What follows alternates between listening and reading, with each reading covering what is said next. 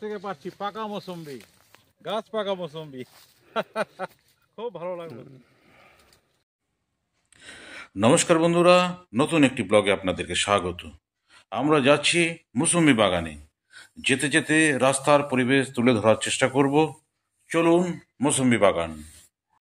এই এলাকাটা হচ্ছে দক্ষিণ শিবকাটা পুটিমারি হয়ে উত্তর দিকে আমরা যাচ্ছি পার্শ্বনাথ স্মৃতি বিদ্যাপীঠ।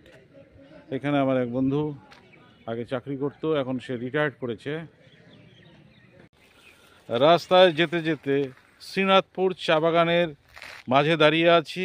চওড়া রাস্তা, বাগানটা ছোট্ট একটা বাগান, খুব সুন্দর লাগছে জায়গাটা। চা বাগান আমার খুব ভালো লাগে। চায়ের পাতা কয়েকটি কালেকশন করে নিয়ে যাব। এর আগের দিনও কয়েকটা নিয়েছিলাম। চা পাতার বড়া বাড়িতে খেলাম, খুব ভালো লেগেছে। আজকেও ভাবছি কয়েকটা নিয়ে যাব। বড়া এত টেস্ট, এর আগে একদিন নিয়ে গেলাম না, খুব ভালো লাগছে, তাই ভাবছি আজকেও কয়েকটা নিয়ে যাব।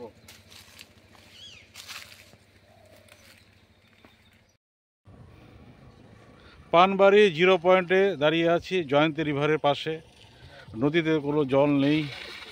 আমার পেছনে জয়ন্তী পাহাড়, খুব সুন্দর দৃশ্যগুলি ভিডিও করছি। এটা একটা রাস্তা, শামুকতলা যাওয়া যায়। ওই যে জয়ন্তী পাহাড়।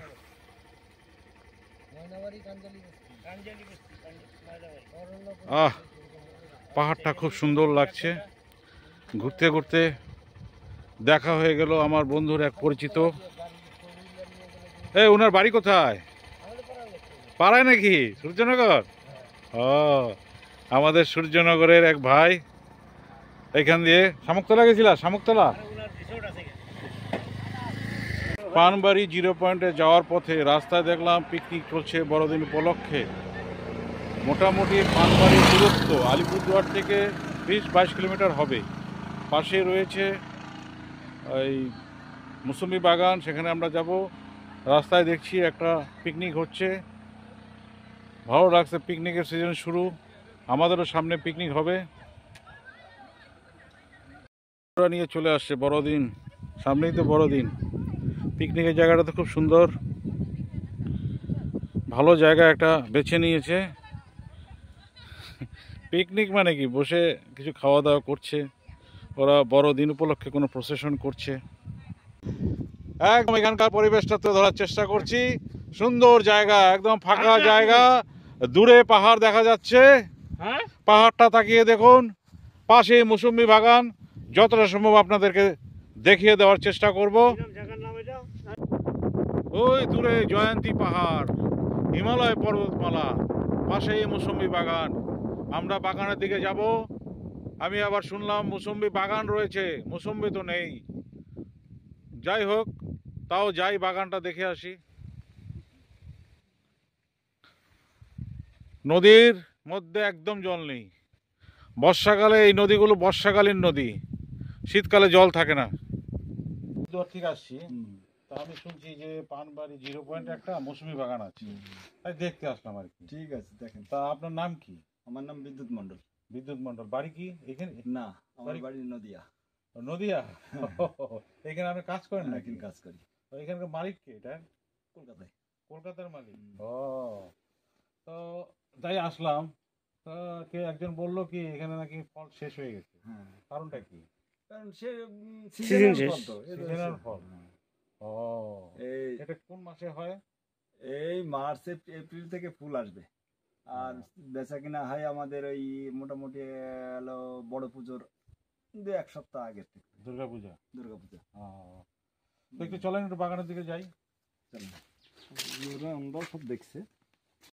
বড় হয় নাকি? আর একটু বড় তো হবে। আর একটা গাছে কেমন ফল হয়? ও বলা যায় না, যেরকম গাছ সেরকম ফল হবে। মোটামুটি 20 কেজি, 25 কেজি, 30 কেজি। একদম ভর্তি থাকে ইয়েটা, গাছগুলো একদম ভর্তি থাকে না?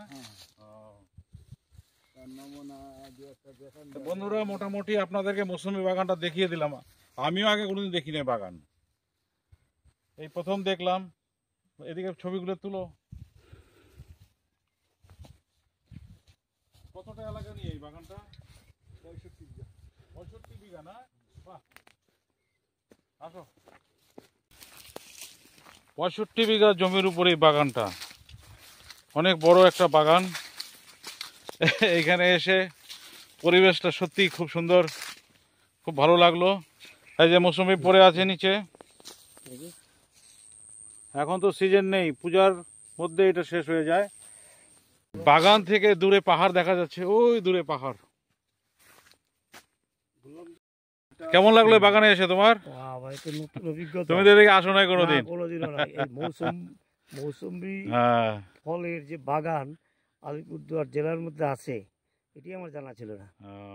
যাক, সত্যি বন্ধুর খুব ভালো সুন্দর লাগছে। লাগলো, অনেকটা কষ্ট করে আসলাম, কষ্টটা কিছুটা হলো সার্থক হলো আর কি। ভালো লাগলো আর কি, তাই না? হুম। এর উপর ফল হবে না। এই যে মৌসুম্বি রস একদম পেকে গেছে, নিচে পড়েছিল। গাছে কি কাটা আছে নাকি? হ্যাঁ, এটা হইলেও হইতে পারে, রস হইতে পারে। হ্যাঁ। এটা রস আছে। এটা রস হবে এটা। এই যে একটা গাছে ফল আছে। যাই হোক, ভাগ্যটা ভালো, দাদা আমাদেরকে দেখিয়ে দিল। লেবাররা পেরেছিল, ওই দেখেন ফেলে দিয়েছি, ওই যে সঙ্গে সঙ্গে ওই দেখেন। আমি না বলে একটা জিনিস বাগান ঘুরতে, মৌসুম্বি বাগান, সত্যি আমি অবাক হয়ে গেলাম। ঘুরায় ঘুরায় দেখাচ্ছে। ঠিক আছে, খুব ভালো লাগলো। কিছু কি আর নাকি? না না একটা থাকে না। আমার ভাইরা হ্যাঁ, আমরা চলে ওরাও মৌসুম্বি বাগানে ঘুরতে আসছে। কোথায় বাড়ি তোমাদের?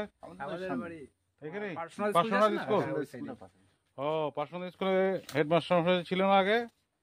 মৈনাকুণ্ডা, আমার বন্ধু তো, পাশে আমার বাড়ি। ওর বাড়ি 2-3টা বাড়ি পরেই আমার বাড়ি। ও তো এখন রিটায়ার। এই যে মৈনাক, তোর ছাত্রদের সাথে দেখা হয়েছে, দেখ। তাও মৌসুমি বাগানে এসে কতদিন ভাবছি তোর স্কুলটা দেখবো, আজকে দেখা হয়ে গেল, ভালো লাগলো। তোর ছাত্রর সাথে কথা হলো। মৌসুমি বাগানের ভিতরে আসি তাহলে। আসি দাদা। হ্যাঁ, শুনেছিলাম মৌসুম্বি নেই, সিজন শেষ, তবুও যতটা আমাদেরকে উনি দিলেন আমরা খুব খুশি, ভালো লাগলো। মৌসুম্বি বাগানের পাশে লেবু বাগান।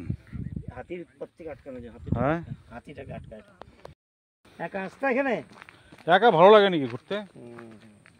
আমি তো শক্তিরে নিয়ে আসছিলাম, ওই ওই অবধি ছিলাম। ওই পাটে। তো বন্ধুরা, 0 পয়েন্ট মৌসুমি বাগান, পার্শ্বনাথ হাই স্কুল, যতটুকু সম্ভব আপনাদেরকে দেখিয়ে দিলাম। আজকের ব্লগটা এখানেই শেষ করলাম। ভালো থাকবেন, সুস্থ থাকবেন।